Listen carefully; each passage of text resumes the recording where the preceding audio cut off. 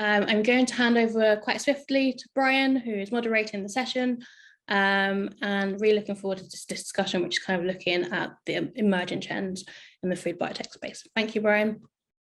Thank you, Jade. Welcome to Food Biotechnology Congress. Anytime is Chau time as long as I'm here. I'm Brian Chau, food scientist, fungal fanatic, and food systems analyst at your service. Today, I'm joined by a lovely guest of panelists, and they will be introducing who they are, their representation of the organization, and their jobs and responsibilities. So let's start with Ahmed, if you don't mind. Yeah, thanks, Brian. Great, it's great to be here. And thank you to Jade and the whole Food Biotech Congress team for putting together this event. My name is Ahmed Khan, and I'm the founder and editor of Agri. Agri is a news and market insights platform focusing on the future of food with cell agriculture. While we do focus on the future of food side of this novel technology, we do track the wider ecosystem as well, including textiles, biomaterials, and more recently, plant cell culturing applications of cell agriculture as well. We track and promote all the different players and companies in the field and share our insights regularly with our subscribers through the Agri newsletter, which goes out every week. One of our goals at Agri is to become a homepage for the cell agriculture field, where people can come to learn anything and everything about cell agriculture, from what it is to who's involved and the latest market insights and opportunities in the field. To further raise awareness of this field, we previously published the first ebook about cell agriculture a few years ago, an introduction to cell agriculture, to help raise awareness for the field. The ebook has since been updated, and the most recent edition came out a few months ago on the Agri website, free to download if anyone's interested at the end of this conference. And yeah, that's a bit of an overview of Agri and the work that we do. Thank you, Ahmed. I look forward to downloading that ebook. Next up, we have Austin of Good Food Institute. Hi, everyone. Yeah, thank you so much for showing up this morning. I'm really excited to chat with you all. So quick clarification, as of last Thursday, I suppose, I am technically not with the Good Food Institute any longer. So I'm speaking here on a personal behalf, but I'm in management consulting now. But I was with GFI for about 2 years, so I could speak to all of their programs, and with GFI generally, which is a nonprofit focused on enabling and accelerating the field of alternative proteins kind of as a whole. I was focused specifically on the research funding ecosystem and the scientific research ecosystem in particular, just making sure that we were getting as much quality research out there kind of on the frontiers of the industry as possible, and then finding ways to commercialize that into to different companies. So looking forward to our discussion. I look forward to the insights as well. Thank you, Austin. Next up, we'll have Josh from Aromyx. Hey, thanks, Brian, and thanks, Jade, for organizing. And thank you all for getting up so early for me at least. My name is Josh Silverman. I'm CEO of Aromyx. Aromyx is a biotechnology and data company. So we use the biological receptors of the nose and tongue to create quantitative data and measurements of how a human would react to a taste or smell, and use machine learning and artificial intelligence to then transform that data into actionable insights for our customers. And we are using this today for a wide variety of areas, but we're really excited about applying it to the sustainable ingredients, new food directives, being able to identify what are the best ways to put ingredients together to find products that consumers love, and the best ways to market those products to the consumers to be able to convince them that these are going to be products that they love. And we see this as a major sort of unmet need in the area or in the field. And yeah, we're really excited to talk here today. So thank you very much for inviting us again. I look forward to the further data insights that you have, Josh. Thank you. And finally, last but not least, we have Irina from Change Foods. Hi, everyone. My name is Irina Gerry. I'm the Chief Marketing Officer at Change Foods. Change Foods is a food tech company. We are currently deploying precision fermentation technology to create dairy products without the animals, specifically focused on cheese, because if you guys have been around alternative protein universe, you know, cheese is one of the biggest pain points. And so we wanted to really go out there and solve for that using cutting edge precision biotechnology, but ultimately delivering stretchy, melty, and delicious cheese to consumers. Thank you for having me. Can't wait for that day when you guys launch. Thank you, Irina. I'm so excited. Well, the structure of this this particular session would be up to 3 different questions in which I will be guiding the direction of the questions. Chat, if you're able to, throughout the time, feel free to put your questions in the chat and we'll reserve that for the end of our session for Q&A. So the first question would be for all panelists. What are your current positions on the direction of food biotechnology? And this could be very high level or more granular, and that's up to you. Austin, why don't you start?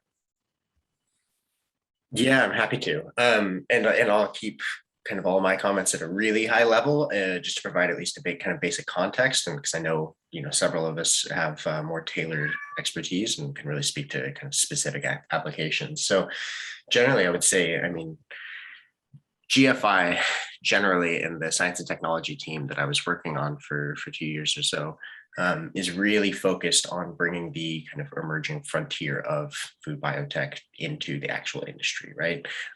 Constantly kind of working with academic researchers as well as industry teams to try to collaborate and find some way in which these research teams are one, adequately supported with funding and staffing and such, but are also, we want to make sure that top research teams at top universities around the world are focused on addressing the real pain points of industry in particular. We weren't so interested in solving questions that were purely purely academic in nature, and really wanted to kind of build a more actionable research ecosystem, even in the academic space. So generally, kind of all of the work that GFI does is always with an eye towards how is this going to be used by industry. And I think that's a really important thing to talk about when you're looking at, with the next 5-10 years in food biotech generally, whether that's on cultivated meat, which Ahmed can talk to, or whether it's precision fermentation, which Irina can really speak to quite well. It's like all of these different applications that have so many different possibilities ahead of them, but it's really important to focus our efforts and our funding dollars in particular on these specific changes that are going to really drive, move the needle, so to speak, right? Change things for the industry and push things forward a little bit. GFI and I personally are, obviously really bullish on the possibilities of technology to solve a lot of current issues with our food systems. It's not going to do everything, but gets us quite a bit down the road. But it's important to make sure that in the meantime, we're not just swept up by every bright new fancy toy that biotech can really offer the food industry, but rather always keeping an eye towards what is going to be most applicable to industry, what bottleneck is this really solving, what pain point is this solving, and then what does it look like at scale as well. It's always a really important question. There's several kind of specific research projects that I've looked at that we think are interesting, but aren't going to scale in the way that is appropriate for the industry, and it's ultimately not going to drive the change that we were kind of hoping for as an organization. So all that to say, that is a general kind of framing, I think, to start our discussion at least. That, and I know my colleagues here on the call are really geared towards industry applications as well, but I think that's important to keep in mind that there's an interesting blending that food biotech in particular offers that other industries, in my experience, don't to quite the same extent, where there's lots and lots of cutting edge research that's important, but it always has to be translated into real world applications, right? So with that, I'll pass on to the next person and we can get a little discussion going. Thank you, Austin, for all that feedback. Josh, why don't you add in any of your insight given stakeholder relations with your clientele? Yeah, and I would say, a trend we see, which I'm sure is not going to be surprising to anyone here, but we see a lot of food companies, both large and small, trying to reformulate their products to be healthier and more sustainable, right? And that's why we're here: bring new ingredients in, make better products. I think that the challenge that we've seen in the industry is really how do you make those products actually taste good to the consumer? Because if you look at consumer adoption questionnaires and what are the things that really drive consumer adoption, and certainly consumer repurchase efforts, top of the line is taste and flavor, right? If the consumer doesn't like your product, they're, maybe they bought it the first time to try it, they're definitely not buying it a second time. And we see so many of especially the smaller companies who don't necessarily have the resources, they spend or they focus a lot of their R&D on a quote unquote golden tongue, right? There's someone inside the company who tastes this product and make sure it tastes good to them, right? But very few of them go the next step of, how do we make sure that this golden tongue is actually representative of the consumers that we're trying to reach? And which are the subsections of the consumers that actually will have the same type of taste profile, taste preferences as the product that they're making.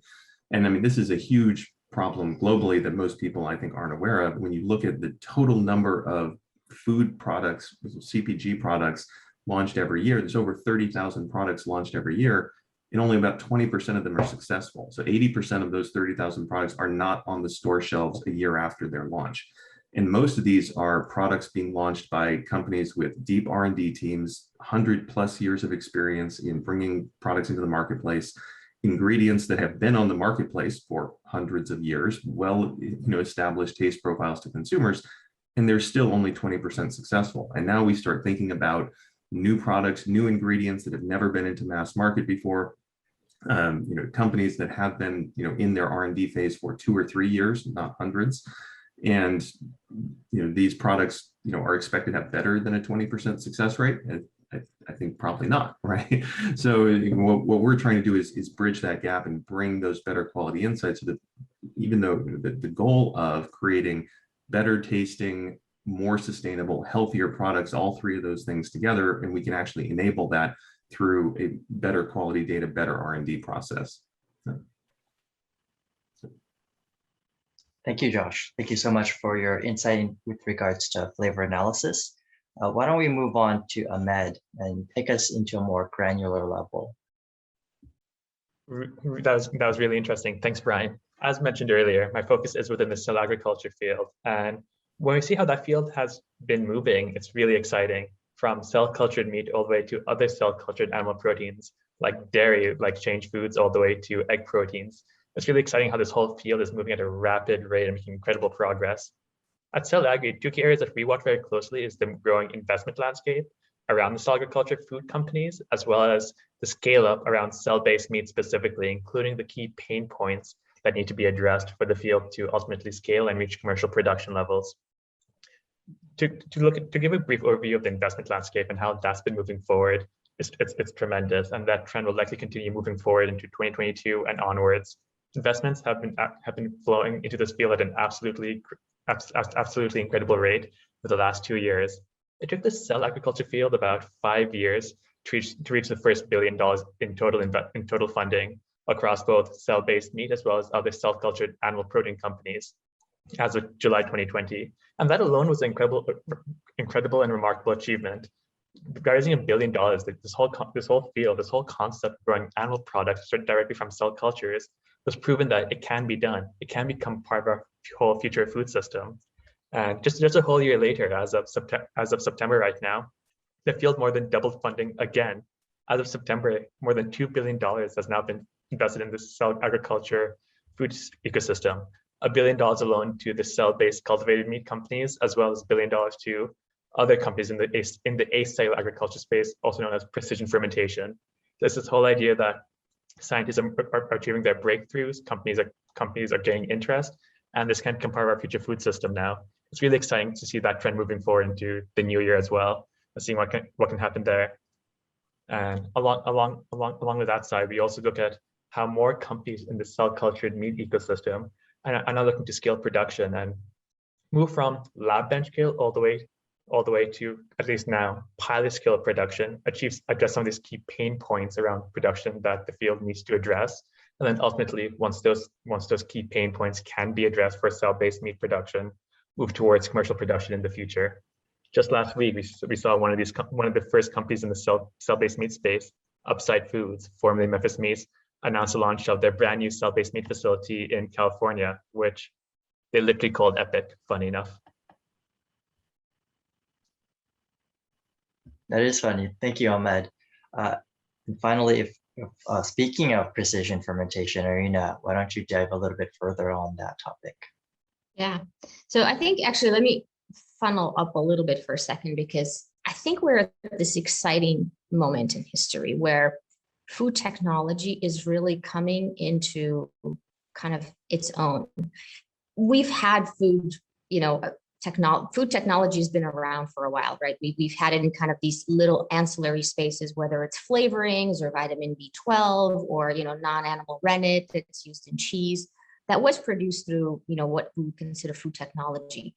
But it was never kind of the center plate. It was never the center of the conversation. It was mostly unknown to consumers.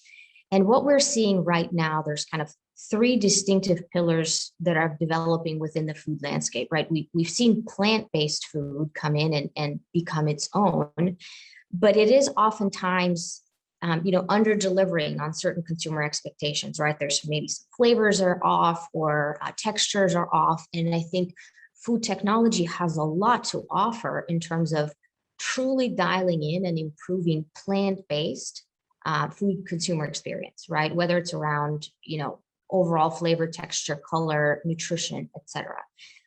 The other two pillars, cellular agriculture and then precision technology, are really entirely new to consumers, right? There's only one company, Good Meat, in the world that is even selling a cultured chicken meat product in Singapore right now.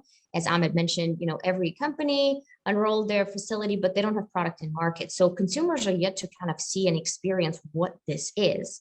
But once it comes, this will be the center plate of product, right? This will be the main piece of food on your plate, which will be exciting. And then the same thing with fermentation. There's precision fermentation, kind of what we are doing at Change Foods, where we're making, animal-free dairy proteins and then formulating them into final products. There's biomass fermentation companies as well, like Meaty Foods and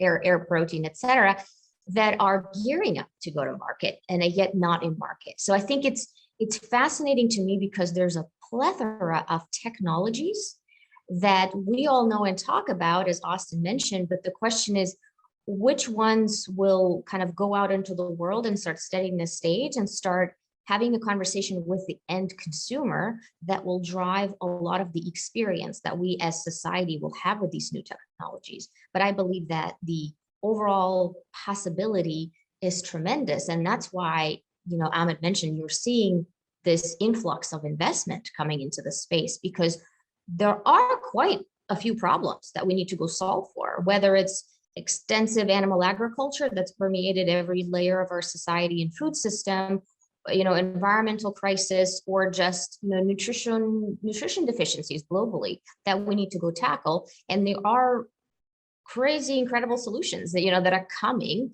but they're not there yet. And I think we as a community, as a global society of these companies, really need to be organizing, focusing, and thinking about how does this ultimately get to market? How do consumers ultimately experience it? And what are the benefits that we will deliver with our technology? Absolutely amazing. Definitely agree with you, Irina. Thank you so much for your insight in that sense. And a reminder for any participants who are jumping on in, feel free to post any questions in the chat. We'll have questions and answers at the very end of this particular session. If you have any comments, feel free to post that as well. Our next question will actually be, where do you see food biotechnology applications going given your position? And this could be product offerings, process capabilities, and this is to give a little bit more insight into the foresight. And why don't we start with Irina, since you've left off with such an amazing description of high-level analysis. Yeah. So, where I live is the world of precision fermentation. And as I mentioned, plant-based foods as a category have been established in our lives, right? Plant-based milks are ubiquitous globally at the moment. And other categories of plant-based foods, such as meats, cheeses, yogurts, etc., are coming online. And the reason why we wanted to focus on cheese specifically is we wanted to look for where is the biggest consumer pain point? What's the biggest problem we're trying to solve, right? And always approaching that, as Austin said, what is the problem you're solving? And let's aim technology at that and understand how can we close the gap. And so we believe that in cheese specifically, plant-based cheeses do have the biggest gap to their animal-based counterparts. We're in this stage of kind of mimicry at the moment as technology companies, where consumers have certain expectations of what cheese is. And they really want to replicate that experience, taste, texture, nutrition, with, you know, more sustainable options. And so precision fermentation allows us to do that because we are making the exact same dairy proteins that come from an animal without the animal. And we believe that by kind of inserting this solution into the food product like cheese, we can ultimately create the cheese products that will be, you know, indistinguishable to consumer, to their animal-based counterparts to start. But that doesn't mean that's where we stop, right? Our aim is to then improve upon these products, whether it's nutrition profile or taste and texture, or even novel flavors and experiences. So we think there's a runway there, but again, it's to us, it's about applying technology to solve for the biggest problem for consumers. And we're excited to be tackling cheese. Sounds great. Can't wait for that one day when the cheese comes, so that we have something more sustainable in that sense. Josh, why don't you add in your 2 cents with regards from the flavor perspective? Yeah, well, and I just want to actually reiterate what Irina said. I think I see the real opportunity here, rather than replacing or replicating or, you know, getting it as good as the standard animal-based product on the shelf. The opportunity for all of us is to go beyond that. Like we have technology, we have new ingredients, we have really creative people. There's an opportunity here with the right tools to be able to make things that taste better than, like the consumers like better than the unsustainable alternative. And if we really want to drive wide-scale adoption of these, you know, new technologies, I mean, as good as, in my opinion, is never going to be good enough, right? Because there's always going to be a switching cost. There's always going to be, you know, hesitation, and probably, I think that one question in the chat addresses that as well. But, you know, if it's just the same as the cheese that they've always had, there's not going to be a huge incentive for them to switch, right? So the opportunity here, and consumers, again, really make a lot of their decisions based on taste and flavor. You know, they'll certainly talk about sustainability, et cetera, but again, you know, what they buy is what they like. And if you can make things that taste better to the consumer than standard cheese for whatever segment that you're going after, right, consumers will buy it, right? And I think we've seen that over and over again. And part of the reason they keep buying unhealthy, unsustainable things is they taste good. Like all of us like our Cheetos and our donuts and whatever it is, and right, and we're going to keep buying it because we like it. So if there's an opportunity here, it's to be able to create things, again, from whole cloth, right? Not be limited by naturally occurring, you know, sugarcane sugar, right? And say we have the tools in our hands, the technology in our hands to really create brand new things that a consumer is going to love more than the unsustainable thing. And then it's not it's a question of convincing them. It's they want to go out and buy that better thing because they love it, right? And so again, from our perspective, you know, all of these tools are there. We can, you know, we can get there. The other side of it is that consumers are not one monolithic block, right? Finding, you know, a great tasting cheese will be great tasting to some people. Other people are going to hate it, right? There is no such thing as a universal flavor that everyone is absolutely going to love. You can make a great product, but if you don't know which of the consumers that are actually going to like it, then you're also kind of stuck, right? So you need to have that insight of who am I actually developing this product for? And then how do I convince that person that they're actually going to love this product, that they should try it in the first place? Because again, consumers are just inundated with vague statements of this product tastes great. You know, we have a great mushroom burger, we have a great plant-based cheese, right? And we've seen over and over again, they're disappointed. So these bland, vague statements of tastes great, I think are falling flat with consumers. So there's a challenge here to go beyond that. And how do we really educate the consumer? How do we build trust with the consumer so that when we tell them, you will like, you know, this plant-based cheese actually is good. Like Change Foods cheese is actually better than all these other ones you've tried in the past. And you can actually convince the consumer that it's worth taking the risk after they've been burned however many times with poorly flavored cheeses, for example. So sorry, I'm picking on cheeses over and over again, but just continuing the theme. But no worries, no worries. Thank you so much, Josh. It seems like a great time to speculate in when would be the transition period to be able to go from biomimicry into a larger context of new age foods, if you will. Ahmed, since you're an editor, maybe you could also provide other insights into what are the realm of possibilities. With cell agriculture, it's really exciting what could be done there by just being able to produce most things directly from cells. In theory, if this field can scale and some of these technical hurdles and pain points can be addressed from bioreactor technologies all the way to cell culture media and ideal cell line development, in the future, cell agriculture, whether it's directly from animal stem cells or microorganisms to produce different proteins of interest, cell agriculture could become the future of biomanufacturing essentially at scale. Instead of raising, animals for these various proteins of interest, cells could do that entire thing for us. Beyond food, cell agriculture has been used for a wide array of applications right now. One company in Canada is actually looking to launch cell-cultured pet food, specifically a mouse meat cat snack, because cats like their mouse meat, right? So it's a whole range of opportunities there. We can also look into other areas like biomaterials and also different textiles. Cell agriculture, once the field is proven and viable at scale, it can go beyond just what we imagine as simple meats or other products that we see today and recognize. And just also in the competition right now, how we can go beyond what we see right now on the market. If we can produce some of these products like cell cultured meat at scale in sterile and clean environments where there's no public health implications or personal health risk, could we have a day where we have sushi products that are just pure raw meat, raw chicken or raw beef, cell cultured raw meat? It could be a whole new different angle of food product we could explore in the future, just based on if this technology is feasible.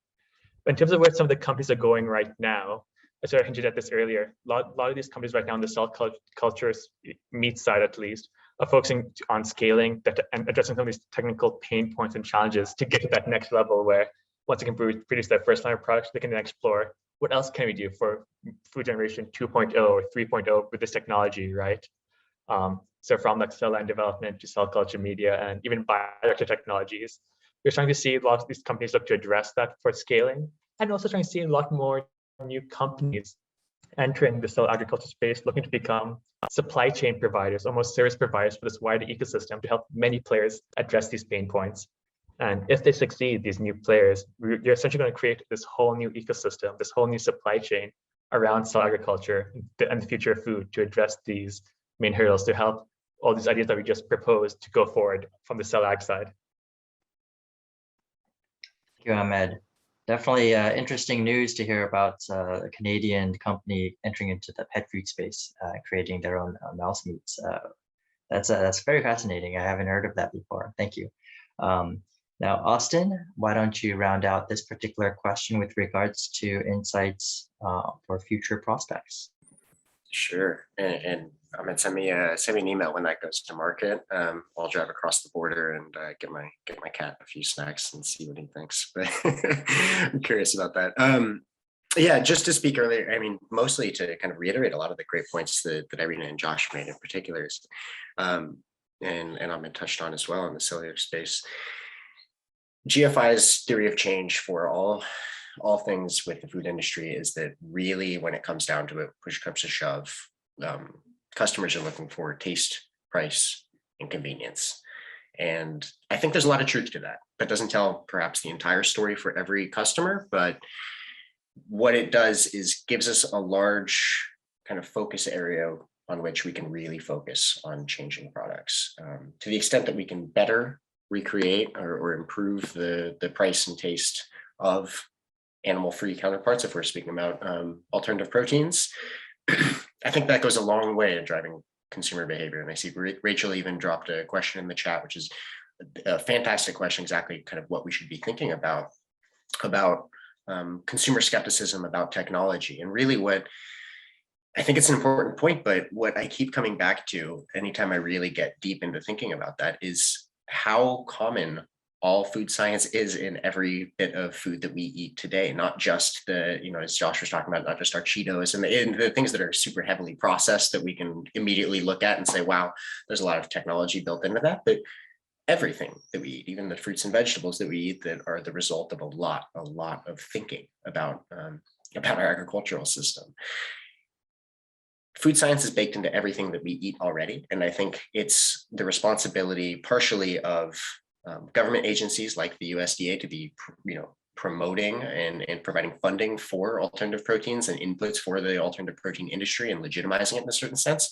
But I think some of the burden also lies on food companies themselves and companies that rely more heavily on emerging food biotech than other groups. And I think a lot of the kind of discussion is going to ultimately have to come around from those companies to how this is improving consumer lives in very tangible ways, not just getting into the abstract things that Josh and Irina both pointed out of, hey, this is sustainable or doesn't include animal use in some capacity. But I think products need to ultimately lean towards addressing needs that consumers feel on an intimate level, and that's ultimately those three things. And I think there is an extent to which products are shifting to kind of emphasize how natural they are, at least relative to their kind of current counterparts in the industry. We're seeing a push generally in the industry towards cleaner labels, and that's important with many consumers. And I think that's important. There's lots of kind of different applications within plant-based fermentation or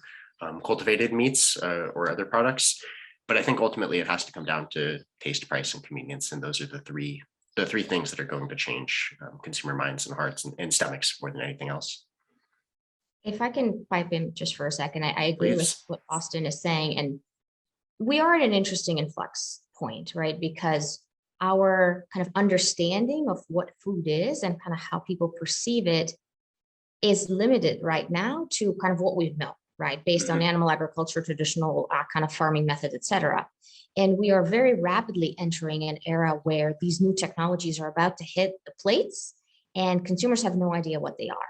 And I think this question around what's the regulatory framework is very much tied to what's the linguistic framework, right? How do I describe what this thing is to consumers in a way that's not super tech geeky, right? Not unappetizingly, science-based, but also is clear as to what this thing is and what it's not, right? And I think GFI specifically has done a lot of work on that with cultivated meat space, wrangling the players and getting to the same terminology and nomenclature, which is critical because that is how people frame food in their minds, right? And that's why for us, we are talking about familiar food categories such as cheese, right? We're not giving it a brand new fancy name.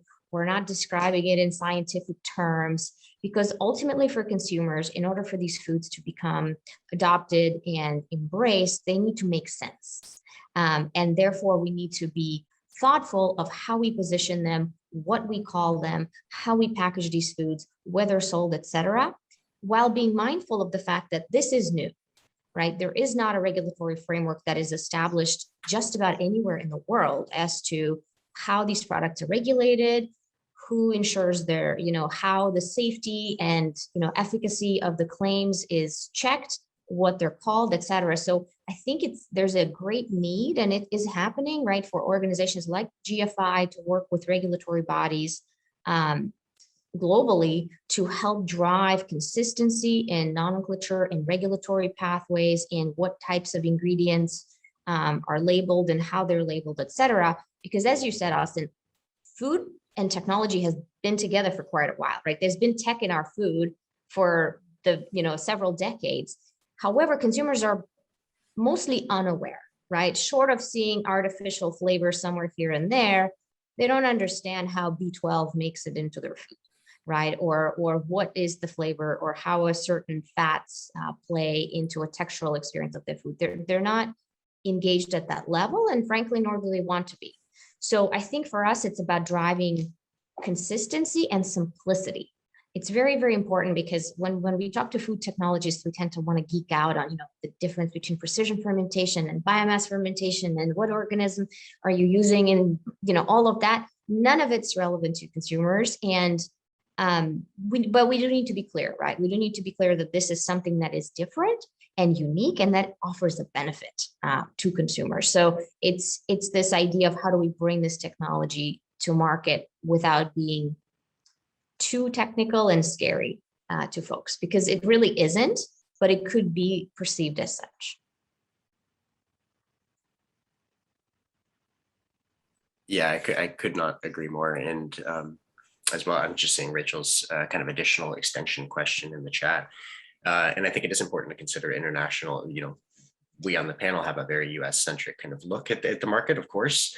But some of the work that GFI does generally is try to encourage the growth of industry in GFI's affiliate regions. That was India, APAC, Brazil, kind of representing a lot of South America, India, and Israel. So, there's a significant amount of work going on in the rest of the world as well. And it's important that companies kind of within each of those spaces lead. Ultimately, they understand the market better than any company out of San Francisco almost ever could in most cases. And it's important that there's at least, some amount of kind of local collaboration, even if it is perhaps a US company going into Singapore or something like that. But yeah, I would just echo, I think developing markets, especially, Asia region globally, is super critical to this conversation, because this is where we're seeing the greatest growth in animal-based products today, whether it's meat or dairy. And that's obviously creating tremendous pressure on Earth's ecosystem. So the market's growing, there's increasing demand, and we do need to address that. Obviously, Ahmed is in the region and doing a lot of work.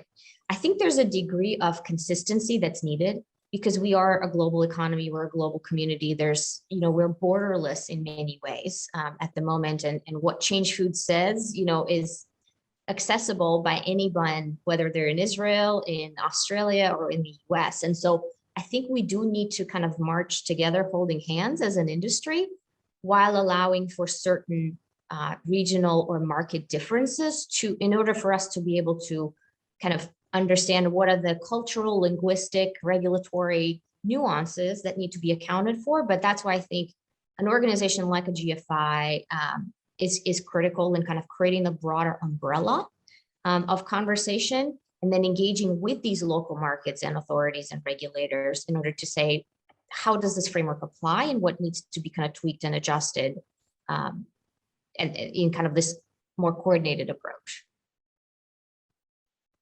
I just want to add on a few points to that. Irina, Austin, really great points there. This whole idea of the global perspective there, absolutely. When this whole cell agriculture field got started, it almost seemed like it was a handful of companies just based in California looking to change the future of food to be more sustainable. And since then, it's now become a global movement, a global field where you have companies all across the world looking to apply the latest cutting edge technology, whether it's on the precision fermentation, acellular side, all the way to the cultivated cell-based side as well. It's really exciting to have scientists and entrepreneurs all around the world looking to add their own global twist, their own unique perspective from where they are to address the food needs and the market for their audience, their public, to make something that people from all around the world would want, and address it in such a way that they can communicate that clearly to people from their background, from that part of the world. We're seeing a lot more of that in the last few years. Nonprofits that are in touch with GFI and their team as well are doing the effort to raise awareness of this field, not just in terms of what it is, but in the wide picture, why are we doing this as well? So that global angle is going to be pretty important, and it's nice to touch on that. Yeah, and I'll jump in since I think we lost Brian. So I'm very much in support of what you guys are saying. From our experience, we actually are seeing quite a lot of engagement of our customers from Asia, Japan and China specifically. We are going to be launching an actual consumer-facing communication tool in China within the next couple of months. So specifically showing Chinese customers how specific flavor and taste profiles will react to them. I think it's also, the idea of a product that tastes good globally, again, I think just doesn't actually exist. And we've spent a lot of time being able to focus in on how do consumers, say in Africa versus Europe versus Asia, how do they interact differently with this? And a decent amount of that is actually just due to our genetics, right? Literally the genes for the receptors in our nose are different in these different regions and will react differently. Certain off flavors are perceived very strongly in Africa, for example, versus the US, right? And if those off flavors are present, right, people in Africa are going to hate that product. right? And there's nothing you can do about it because marketing doesn't help if literally people are just extra sensitive to that particular flavor profile. So being able to identify those, be able to figure out, if I have this product, where should I market it? How should I market it? And how do I communicate it to that particular customer? I think that those are exactly the types of problems that we're on. So I don't know if that just reiterates what you guys have been saying, but I think we're all on the same page. Yeah, I would say, to me, it's the technology is actually quite ubiquitous, right? So whether we make animal proteins for the US market or Singapore market or South African market, that's just the fundamental building block, right? It allows us to go ahead and create a protein. What product it later gets created, this is where the regional and local nuance comes into play. And I think it's very exciting because it's highly customizable. Same with cellular agriculture. If we have the chassis, the technology chassis to build and grow animal cells without the animal, that's just the foundational technology that is consistent and could be applied globally. Whether we make bison meat or narwhal meat or whatever else concoction we want to create, that's where the regional nuance and exploration can come in. And I think there's actually a greater degree of creativity that can be applied to incorporate the regional and local flavors, food preferences, and food experiences, as I would put them broader, without, again, needing to kind of recreate the wheel all over again. And I think it's exciting, right? But I agree with you. I think all of us are keenly aware that, exporting American lifestyle and dietary choices is not a good thing for people or the planet. And that there's a great degree of interest and curiosity among consumers to go and try all these new foods and flavors. And I think that it's upon us to kind of be thoughtful and sensitive of how do we scale this technology globally and enable all this exploration and creativity. So there's a degree of consistency and scale that's helpful. But then I think layered over the top of that is the degree of kind of local and regional adaptation and creativity that can come into play, whether it comes from exact food companies or chefs that are using these ingredients and adopting them, or even individual consumers later on, just having, honestly, more choice.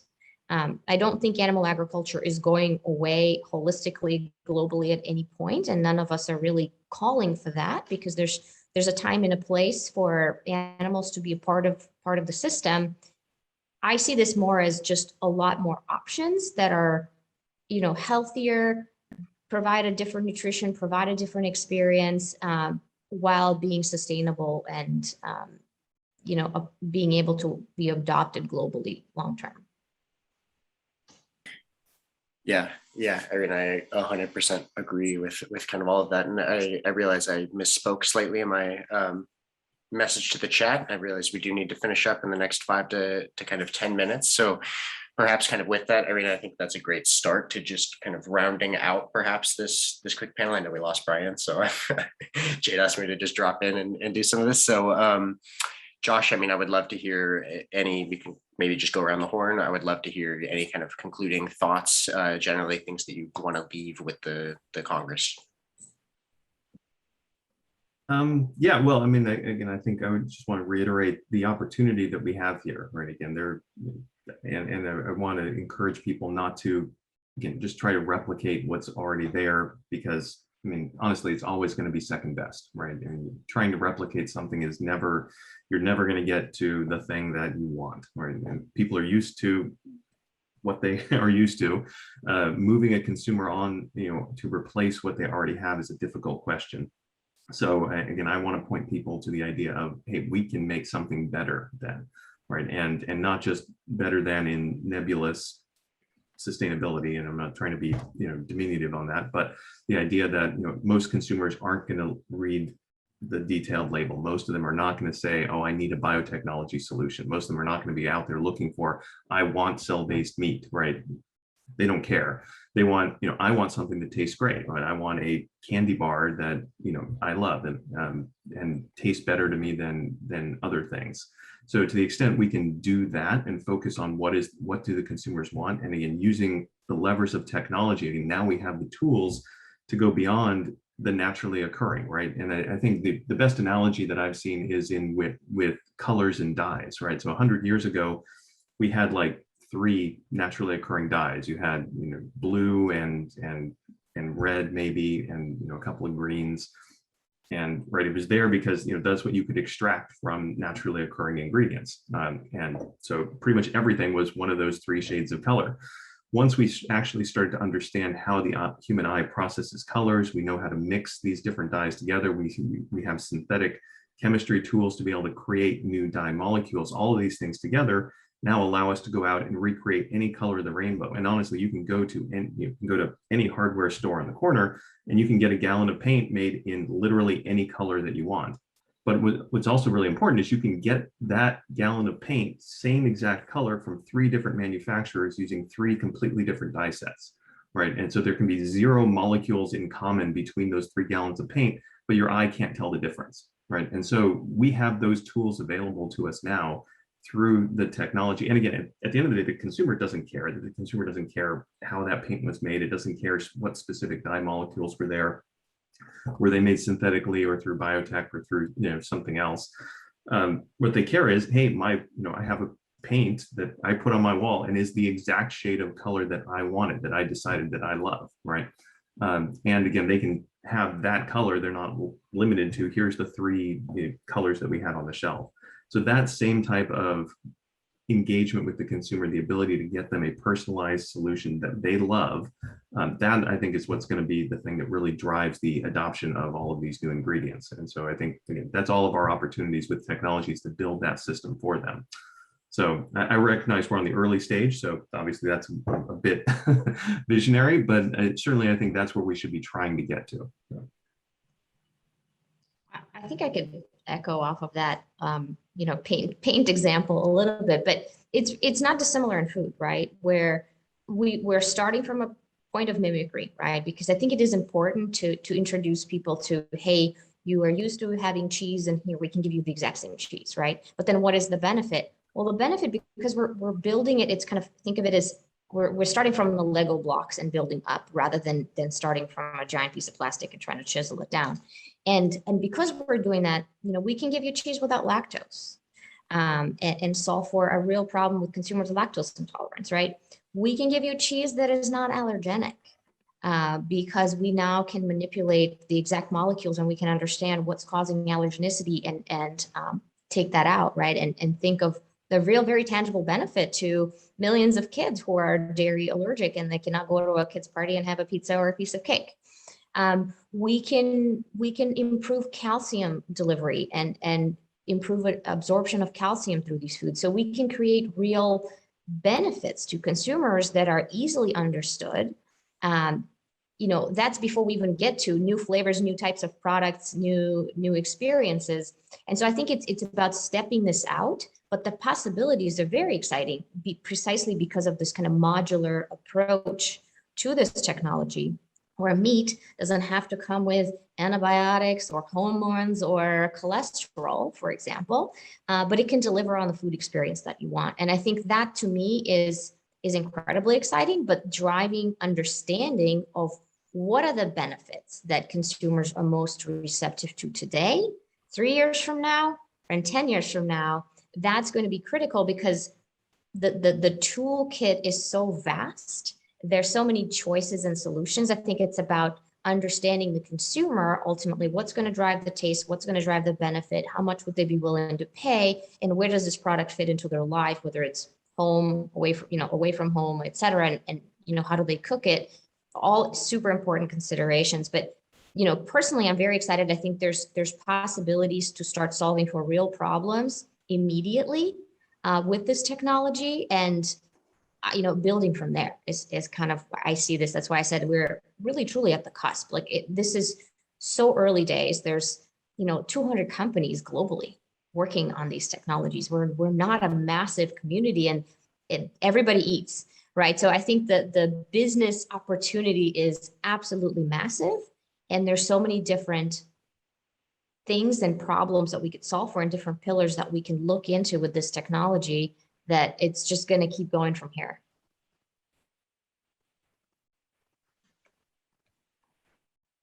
Fantastic. Ahmed, any final notes from you? Hard to follow those great closing notes from Irina and Josh. Josh, that paint analogy was brilliant. Just to wrap this all up, I'd like to say context is everything. And with food biotech, context is so much more. When it comes to these fields we're working on right now, like even a novel field like cell agriculture, public and consumer awareness and acceptance of this technology will ultimately be the final way of telling if this field will be successful or not. We can scale production. We can overcome every technological hurdle we have right now, but the consumers and the public don't accept it. It's really successful then. Beyond just breaking down this whole 1, 2, 3 step on how a cell cultured food or any of these novel food tech products are made, it's going to be important to explain to these consumers around the world the why behind the field. Why are companies and scientists excited about this field? Why are they even doing this when we already have a system in place that produces what I already want? The why. So in this context, moving forward for this wider future food field, the why is going to matter just as much, if not more, than the how and how these companies are doing that. And that's going to be a key part of consumer acceptance and how we get these products onto the place in the future.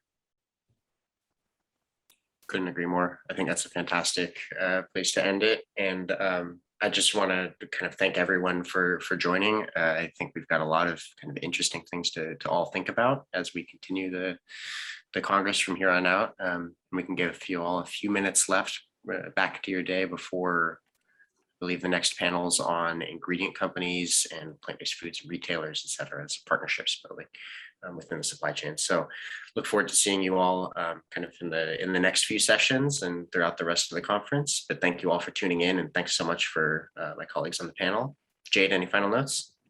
Yeah, just firstly, thank you, Austin, for stepping in, finishing off the moderation, great moderation, and also thank you to Brian. I know he's message says he's had some technical difficulties, but yeah, sends his apologies, but it's great to have him at the beginning of the discussion and kind of, you know, get into those interesting topics, which I think has been a great discussion, as you know, I'm seeing in the comments, which is great to hear.